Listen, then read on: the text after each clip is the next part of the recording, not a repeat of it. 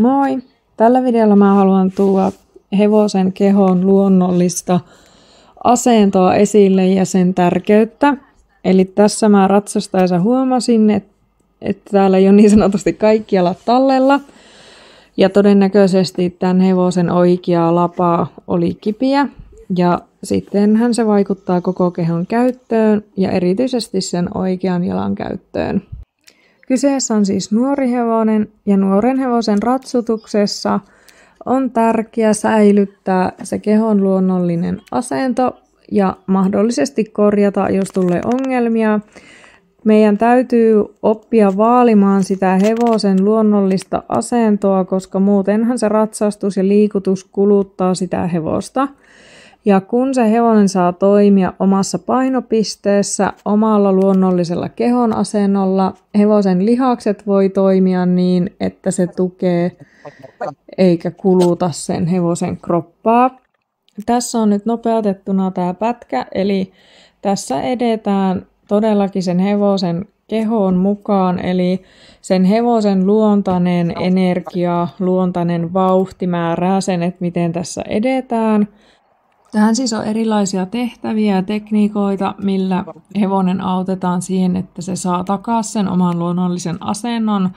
Ja tavoitteena tässä kaikessa tekemisessä mulla on terve, turvallinen ja toimiva hevonen. Eli terve hevonen, kaikki tietää mitä se tarkoittaa. Turvallinen hevonen sillä että se on ratsastajalle turvallinen ja itselle turvallinen. Ja toimiva hevonen on viimeisenä, joka on todennäköisesti näiden kahden ensimmäinen lopputulos, eli se tekee mitä siltä pyydetään. Olen sitä mieltä, että luonto ei tee virheitä ja hevosen keho on tosi hyvä, järkevä, toimiva kokonaisuus, jota meidän kannattaa oppia hyödyntämään. Hevosen keho on tosi herkkä ja hevonen yleensä yrittää kaikilla mahdollisilla tavalla suoriutua siitä, mitä ratsastaja pyytää. Näissä tekniikoissa tärkeimpänä on se, että ei käytetä fyysistä voimaa eikä ohjasta vedetä, mutta avut voi sinänsä olla ison näköisiä ja kun hevosen reaktio on iso, niin todennäköisesti sä oot siellä kohdassa, missä sillä on siellä hevosessa hankalaa. Tässä nyt näkyykin sitten tämän ratsastuksen oikea tempo, kun ei ole ennen nopeutusta. Ja sitten näkyy tämä, miten hevonen etsii yhteyttä niihin omiin jalkoihin. Ja tästä tulee hevoselle tietoisuus seurata ja kyky seurata, missä ne omat jalat menneen. Jo siitä hevosesta tulee tämän kautta varma jalkainen. Nyt ollaankin siinä kohdassa, missä tämän hevosen jännitteet tuolta oikeasta jalasta alkaa vapautuun. Ja hevonen itsekin hieroo, reagoi siihen jalkaan. Käynti myös muuttuu tasapainoisemmaksi ja pehmeäksi. Mä en hae hevosilta isoa liikettä ennen kuin ne on siihen valmiita ja pystyy käyttämään siinä lihaksia, mutta lähtökohtaisesti hevosen omaa luontaista liikettä täytyy vaalia ja varsinkin silloin, kun tämä keho vielä rakentuu. Koska hevosen keho on kokonaisuus, niin on iso vaikutus, mitä tapahtuu lihaksissa, jänteissä, miten kaikki lihaskalvot ynnä muut pääsee liikkumaan siellä ja kaikki nämä vaikuttaa myös rankaan. Siksi tässä vaikka hevosta tulee tuommoista headshakingmäistä reaktiota tuossa vaiheessa, kun tuo lapa itsessään löysää, koska todennäköisesti myös tästä hevosen rangasta löysää se jännite, mihin tuo kireys on vääntänyt sitä rankaa.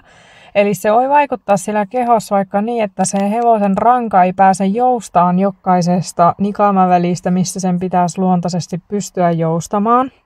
Siksi mä pidän tärkeänä, että aina ennen kuin diagnosoidaan hevoselle mitään, niin tehtäisiin tämä hevosen kehoon luonnollisen asennon palautus, koska sitten me tiedetään, että onko tällä hevosella oikeasti mitään vai lähteekö ne oireet vaan tämän luonnollisen asennon palauttamisella pois, koska silloin se hevonen on siinä asennossa, missä sen luontaisesti pystyy käyttämään sitä kehoa, jolloin sinne rankaan tai muualle ei tule mitään vääntämistä.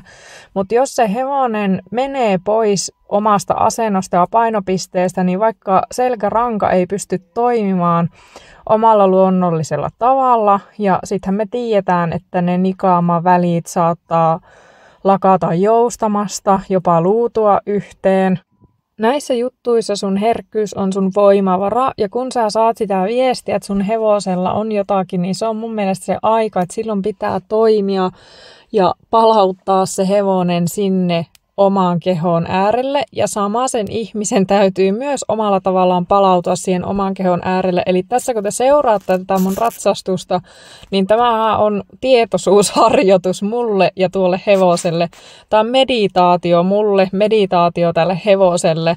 Eli tässä ei ole missään nimessä tarkoitus taistella hevosen kanssa tai mennä semmoiseen kohtaan, mitä se hevonen ei voisi vapauttaa toimivaksi ja terveeksi, vaan on tarkoitus antaa sen niin kuin pehmetä, hengittää, ja tietysti ihmisen täytyy opetella tekemään näitä erinäisiä tehtäviä, mitä mä vaikka opetan mun valmennettaville mun valmennuksessa.